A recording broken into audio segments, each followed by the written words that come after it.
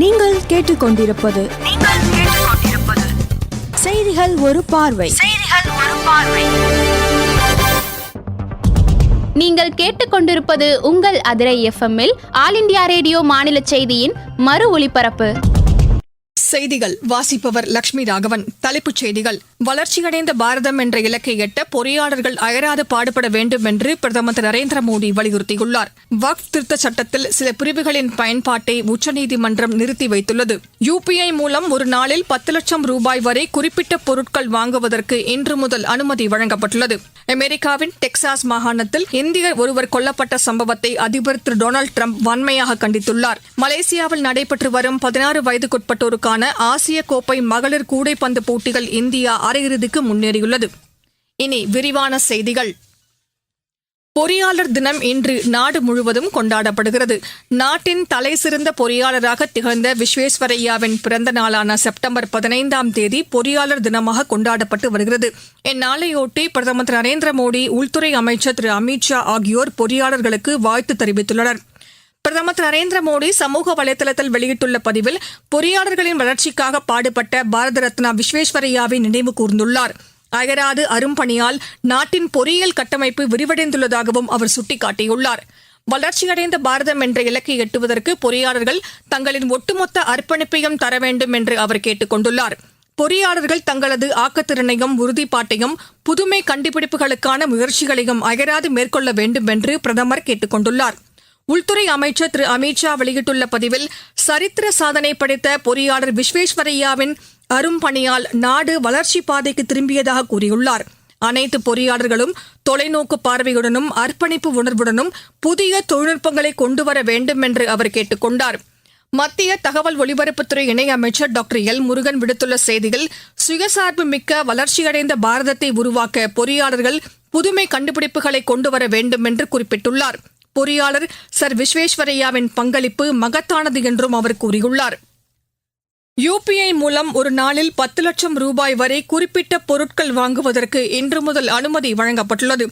தேசிய பண பரிவர்த்தனை கழகம் கடந்த மாதம் வெளியிட்ட செய்திக்குறிப்பில், ஒரு தனிநபரிடமிருந்து பொருட்கள் வாங்குவதற்கான உச்சவரம்பை 10 லட்சம் ரூபாயாக உயர்த்தி அனுமதி வழங்கியிருந்தது. பயன்பாட்டாளர்கள் அதிக தொகையை UPI பரிவர்த்தனை திட்டத்தின் கீழ் அனுப்புவதை ஊக்குவிக்கும் வகையில் இம்முடிவு எடுக்கப்பட்டுள்ளதாகவும் தெரிவிக்கப்பட்டுள்ளது. பொருட்கள் வாங்குவதற்கு மட்டும் 10 லட்சம் ரூபாய் அனுமதிக்கப்படுவதாகவும், ஒரு நபரிடமிருந்து மற்றொரு நபருக்கு அனுப்பப்படும் தொகையின் உச்சவரம்பு 1 லட்சம் ரூபாயாக தொடர்ந்து நீடிக்கும் என்றும் அறிவிக்கப்பட்டுள்ளது. ஜார்க்கண்ட் மாநிலத்தில் பாதுகாப்பு படையினர் மேற்கொண்ட தீவிர தேடுதல் நடவடிக்கையில் 3 நக்சலைட்டுகள் கொல்லப்பட்டனர்.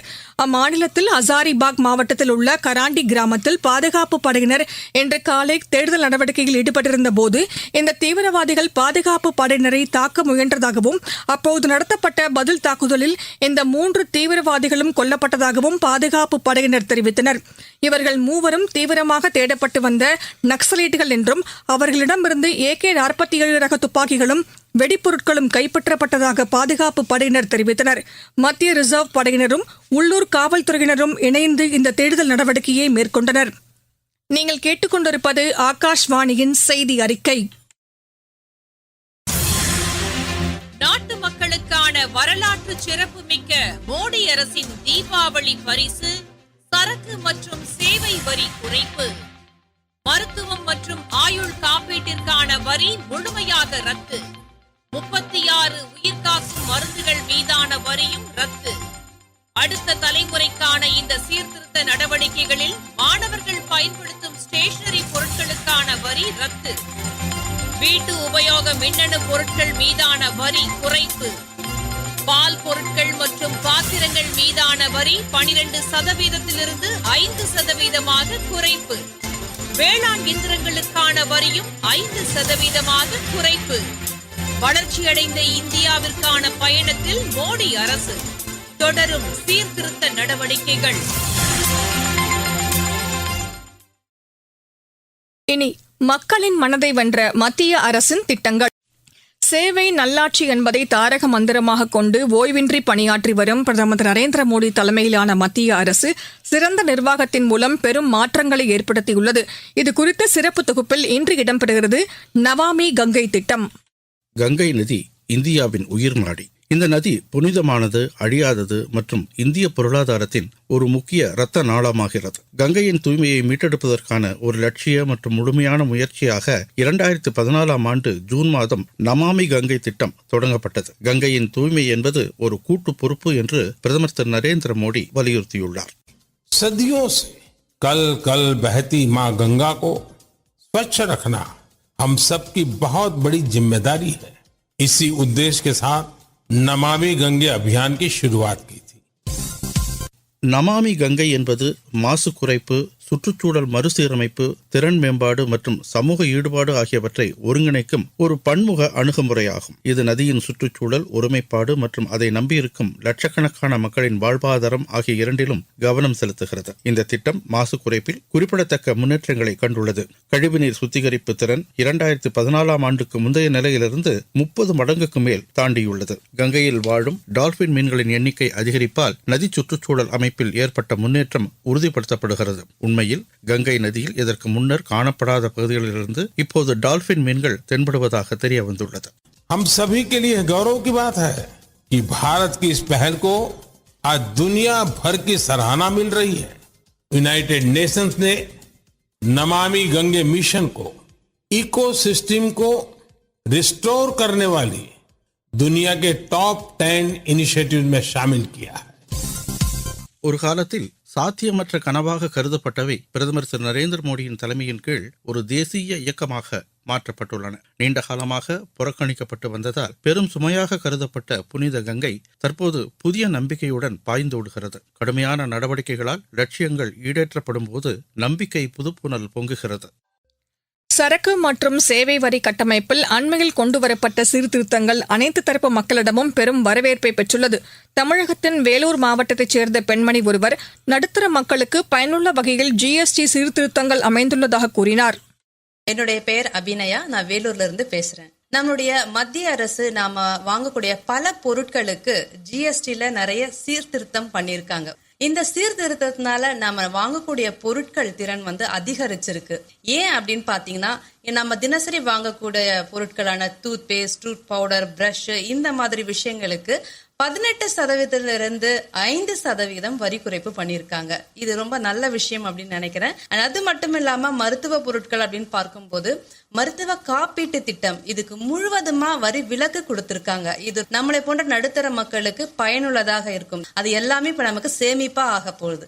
இப்படிப்பட்ட ஜிஎஸ்டி சீர்திருத்தத்தை கொண்டு வந்த நம்மளுடைய பிரதமர் மோடிஜி அவர்களுக்கும் எங்களுடைய மனமார்ந்த நன்றியை தெரிவித்துக் கொள்கிறோம். அமெரிக்காவில் உள்ள டெக்சாஸ் மாகாணத்தில் வசித்து வந்த இந்தியர் ஒருவர் கொடூரமாக கொல்லப்பட்ட சம்பவத்தை அதிபர் திரு டொனால்டு டிரம்ப் வன்மையாக கண்டித்துள்ளார். ஆவணமின்றி தங்கியிருந்த கியூபா நாட்டை சேர்ந்த மார்டின்ஸ் இந்த கொலையை செய்துள்ளார் என்றும் அந்த குற்றவாளியை சட்டப்பூர்வமாக தண்டிக்க அனைத்து நடவடிக்கையும் எடுக்கப்படும் என்றும் அவர் தெரிவித்துள்ளார். ஜோ பைடன் அதிபராக இருந்தபோது இந்த கொலை குற்றவாளி விடுவிக்கப்பட்டதையும் திரு டிரம்ப் சுட்டிக்காட்டியுள்ளார். மலேசியாவில் நடைபெற்று வரும் 16 வயதுக்குட்பட்டோருக்கான ஆசிய கோப்பை மகளிர் கூடைப்பந்து போட்டிகள் இந்தியா அரையிறுதிக்கு முன்னேறியுள்ளது. இப்போட்டியின் பி பிரிவின் காலிறுதி ஆட்டத்தில் இந்தியா 71-54 என்ற புள்ளிக்கணக்கில் சமோவாவை வென்றது. சீனாவில் நடைபெற்று வரும் உலக ஸ்பீட் ஸ்கேட்டிங் சாம்பியன் போட்டிகள் இந்தியாவின் அனந்த்குமார் வேல்குமார், கிறிஸ் சர்மா ஆகியோர் அரையிறுதிக்கு முன்னேறியுள்ளனர். மீண்டும் தலைப்புச் செய்திகள். வளர்ச்சியடைந்த பாரதம் என்ற இலக்கை எட்ட பொறியாளர்கள் அயராது பாடுபட வேண்டும் என்று பிரதமர் திரு நரேந்திர மோடி வலியுறுத்தியுள்ளார். வக்ஃப் திருத்த சட்டத்தில் சில பிரிவுகளின் பயன்பாட்டை உச்சநீதிமன்றம் நிறுத்தி வைத்துள்ளது.